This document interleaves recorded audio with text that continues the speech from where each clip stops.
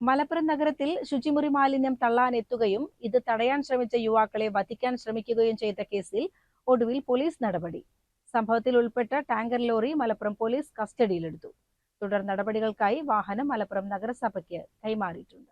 കഴിഞ്ഞ ദിവസം പുലർച്ചെ മലപ്പുറം മച്ചിങ്ങലിൽ വെച്ചായിരുന്നു സംഭവം നടന്നത്. ഈ മേഖലയിൽ നിരന്തരം കക്കൂസ് മാലിന്യം തള്ളുന്നത് പതിവായതിനെ തുടർന്ന് നാട്ടുകാരായ യുവാക്കൾ രാത്രിയിൽ കാവലിരിക്കുകയായിരുന്നു. പുലർച്ചെയോടെ മാലിന്യവുമായി എത്തിയ ടാങ്കർ ലോറി യുവാക്കളുടെ ശ്രദ്ധയിൽപ്പെട്ടു. തുടർന്ന് ബൈക്കിൽ പിന്തുടർന്ന് മലപ്പുറം നഗരത്തിൽ വെച്ച് വാഹനം തടയാൻ ശ്രമിച്ച യുവാക്കൾക്ക് നേരെ ലോറി ഡ്രൈവർ വണ്ടി ഓടിച്ചു കയറ്റി അപായപ്പെടുത്താൻ ശ്രമിക്കുകയായിരുന്നു. അതിവേഗതയിൽ മുന്നോട്ടെടുത്ത ലോറിക്ക് മുന്നിൽ നിന്നും തലനാരിഴയ്ക്കാണ് യുവാക്കൾ രക്ഷപ്പെട്ടത്.